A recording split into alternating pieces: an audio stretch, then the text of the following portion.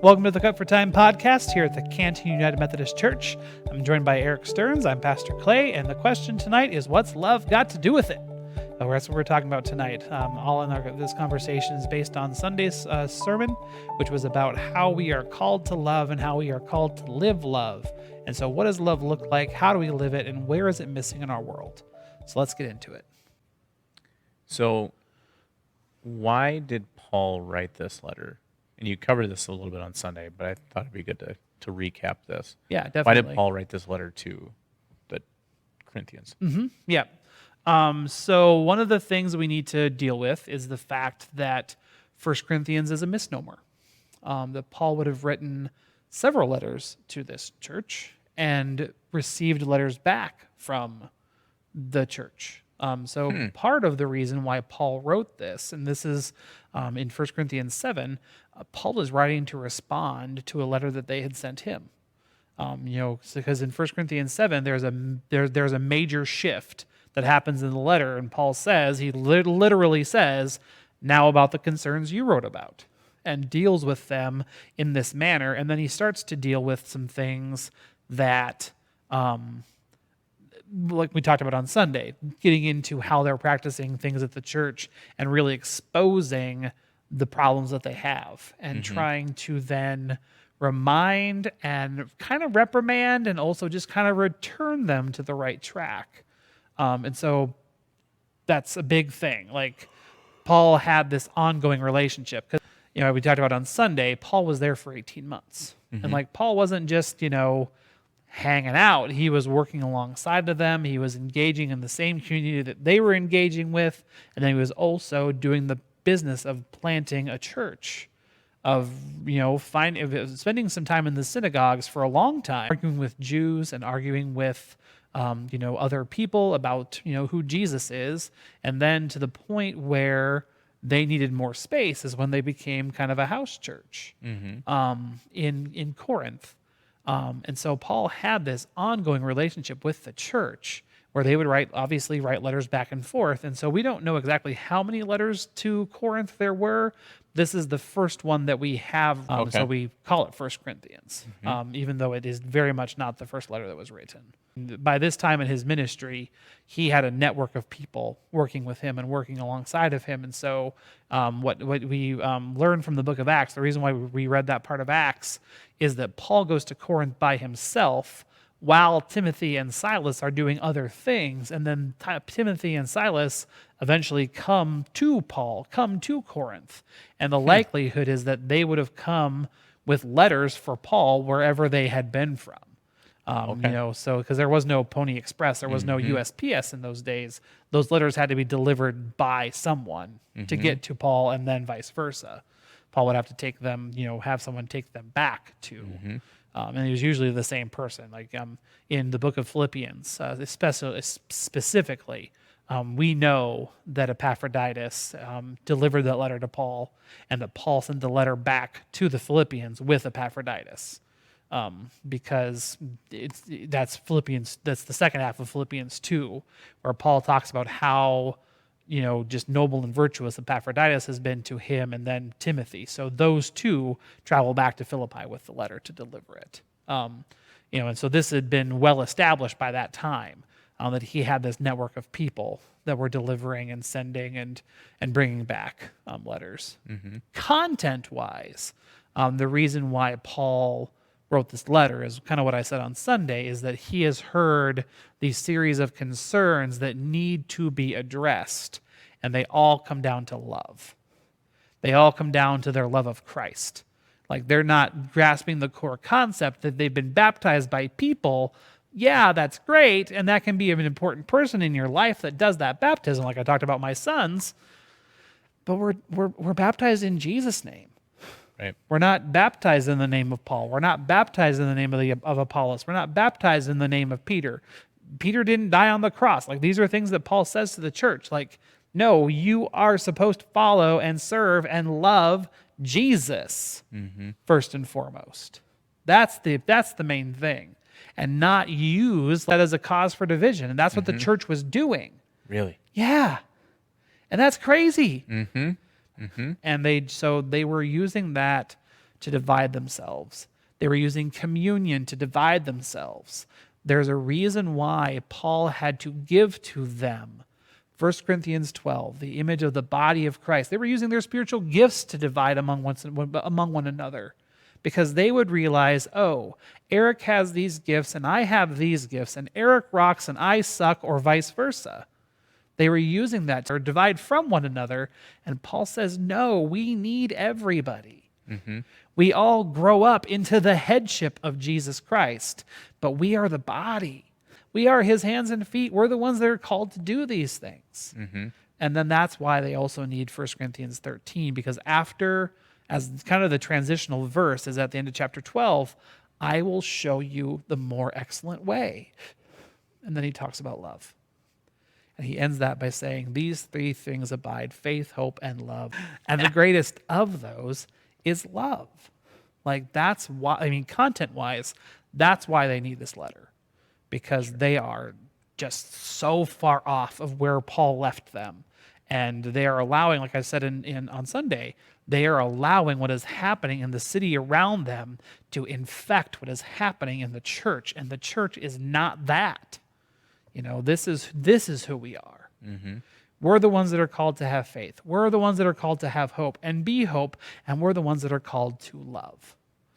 And then to live into that means that we're going to look an awful lot different from that. I can't imagine being in that early church and only have been a Christian for, well, essentially 18 months. Yeah. That Paul was there, or less, plus the 2 years. And clearly with no strong leader. Right. And how do you navigate that? Right. You know, I'm sure that people had a sense of who Paul was and how important he ended up being, you know, but, you know, you have a guy there for 18 months, and I mean, that's, like we talked about last week, or a couple weeks ago, that's barely enough time to find the pens. You know, to really dig in and to really invest and to really leave an identity for the church and then take off after 18 months. I mean, I can't imagine. Right. I felt like I've provided little value in my job for the first year. Sure. So to think 6 months after that leaving because I felt like my job was done, Right. I can't even imagine. Yeah. Yep. Yeah, I mean, as an itinerant pastor, you know, they tell you to just take the first year to watch and to learn.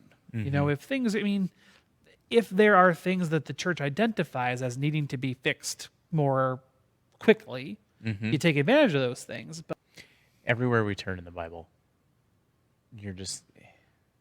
the odds are stacked against every single time.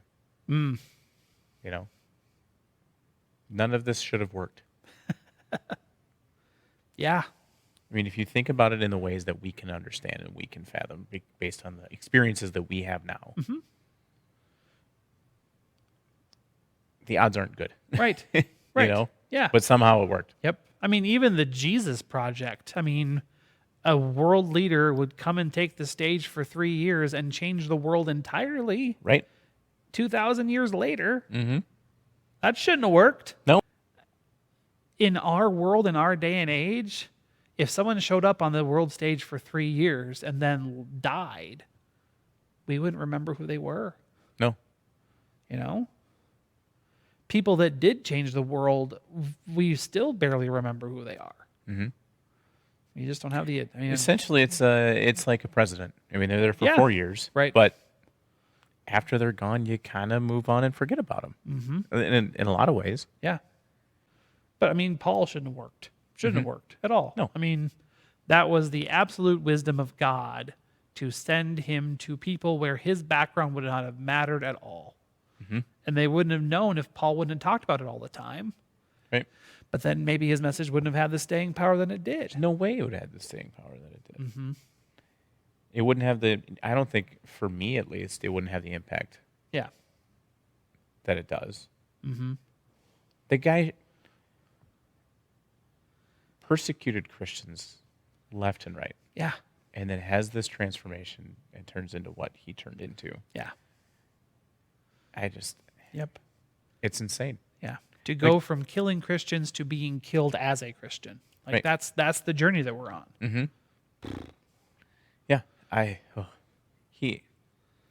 We've talked about this before too. But if God can use Paul, he can use us. Yes. Because we were not in as bad shape as Paul was in. Correct. Not even close. Yep. Or in as tough a situation as Paul was in. Right. Yeah. You know? Yep. You and I had talked a little bit about this prior to the podcast. So you want to talk about the type of love that Paul was discussing definitely. in chapter 13. Yeah. So 1 Corinthians 13, like the normal way that is usually used up to and including the day before I preached the sermon that I preached the other day, is around romantic love. Like we hear it at weddings that, this is how you, I mean, and that's good and fine and appropriate. And there's a reason why I offer it to couples as an option. But that's really not what Paul intended it for. That's not the type of love that he's talking about in 1 Corinthians 13. Greek is a much richer language than English is because we've been given this one word, love. And with that word, I can describe my wife, my children, the church, a steak, a dry rub, a recipe, a route, a friend. Like, that's a lot to lay on one word, right? And that all means something different. Greek has these three words, at least these three words.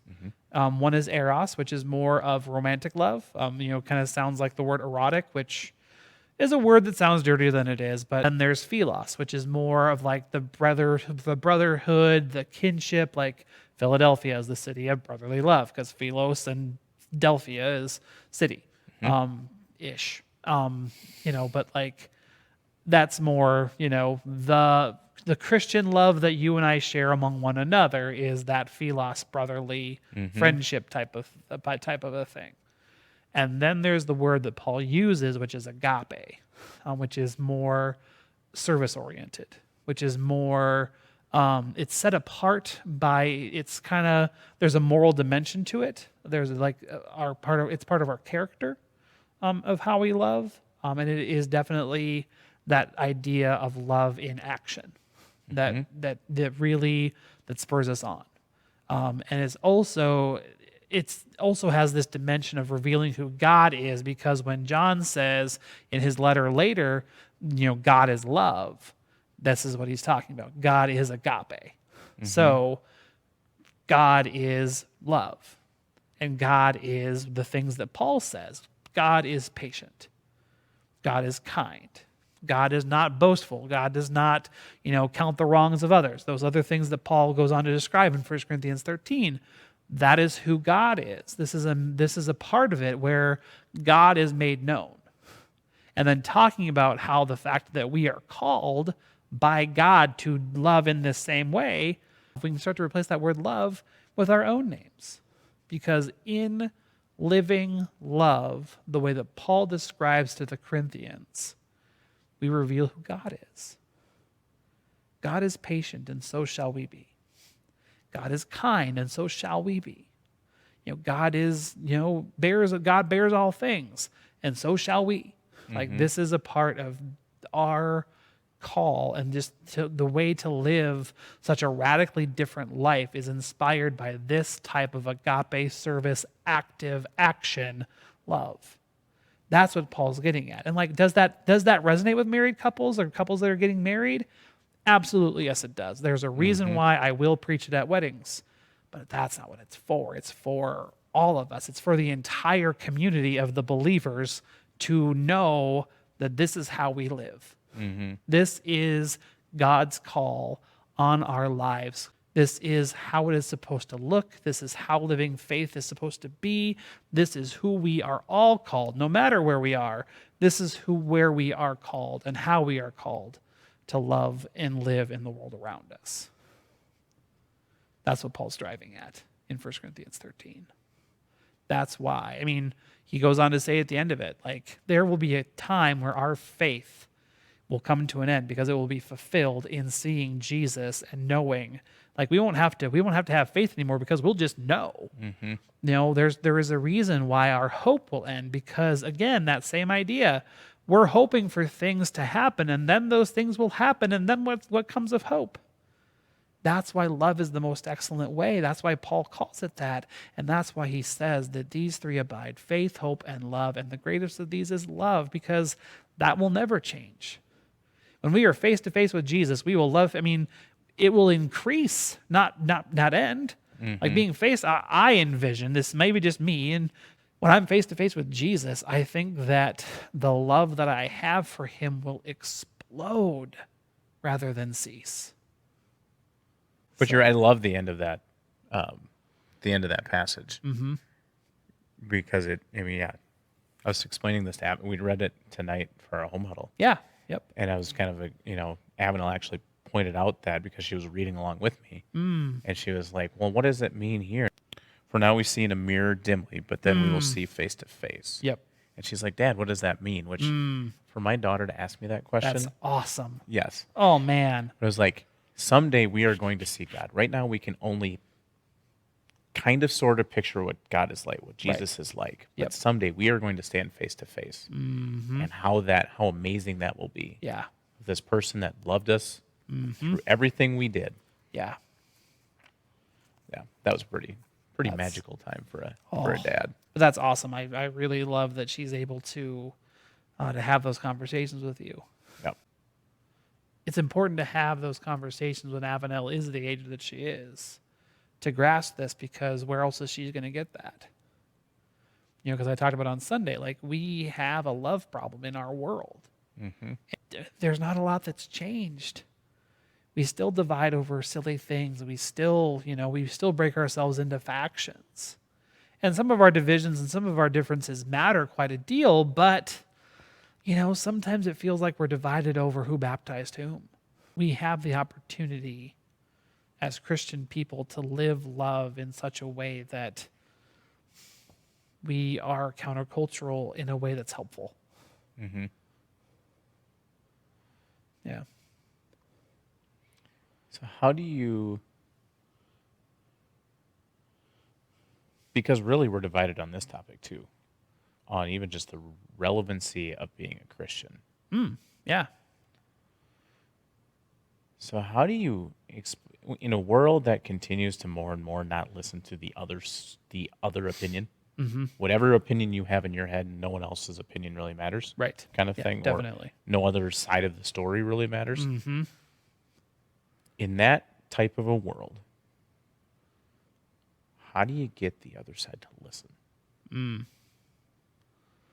That's a great question. We're sitting here talking amongst believers, so it's easy for us to have this conversation. The hard conversation comes when you're with someone who doesn't believe the same as you do. Right. And I struggle with this. Yeah. Because I have friends who don't believe the same that I do. And it's uncomfortable to bring that up, because you don't want to offend them. Right. And lose them as a friend. Yep. We're also called to be of value to the world. Like, we can't be of so much kingdom good that we're no longer good to the world. Like, right. And so how do we reach those people?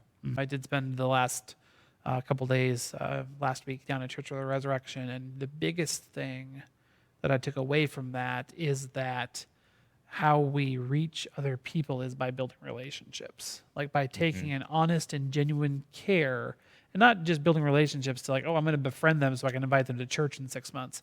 No, I'm going to befriend them because they're a beloved child of God, and I want them to know that. What it breaks down to is relationship. Like, we invest in people. We seek to understand where they're coming from. We show them respect of what they believe, so that we can earn the right to have the conversation. Of the 10% of our generation of millennials that fall under the definition of resilient disciples, the biggest thing was feeling like they belonged, and that they had relationships inside the church that meant the world to them. So really, it comes down to relationship. It comes down to being willing to be uncomfortable and be willing to, just continue to love in the midst of disagreement. And I think that we have lost that. Mm-hmm. I think that the second that we don't agree with someone on something as fundamental as faith, we start to other them in ways that are not Sure. helpful. We start to see them as less than. We start to see them as, dumb or wrong or arrogant or ignorant or, a number of other nasty words that we can say. I think that the biggest way we can is just to love them into it. To really say, for them to really see how much this matters to us, can make a difference, can kind of be that difference maker. It's not easy and it's hard work and it's long work, but it's also just it's a giving of ourselves, even if even if it's never returned. And I think there's times when I think I've taken the wrong approach too. So I love this church, love this place. I grew up here. It's a great place. But deep down, I just want them in this building to keep this church going. Yep. And not Yep. keep the kingdom of God going. And I struggle. I mean, Yeah, definitely. Because you see what it can be like to be a part of this church. And that's very exciting for you. right. It really is about you wanting that for them, not for us, but truly wanting that for them. That's the shift. Right. Like, we can't just reach people to put butts in seats. It really has to be out of a genuine concern and a love for that person and wanting for them what we have here. There has to be a shift where it's about them and not about us. It's easy to say, and it's terribly difficult to do. So what are we going to cover next in the life of Paul? Yeah.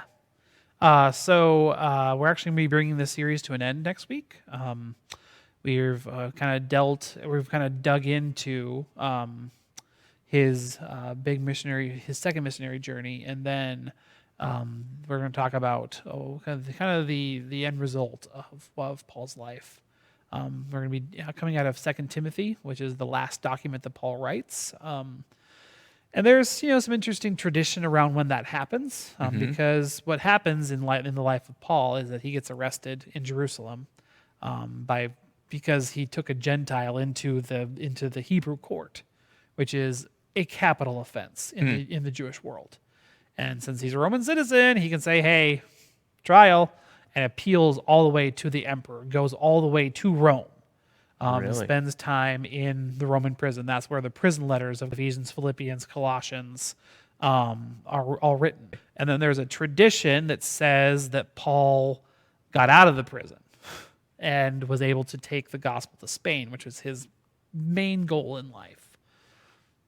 There's also a tradition that says this was the end of the life of Paul, that this arrest in Jerusalem, this trip to Rome, this couple years in a house prison, we're basically he had an ankle bracelet, but his ankle bracelet was being chained to a guardsman. That's the terminal visit to Rome for him.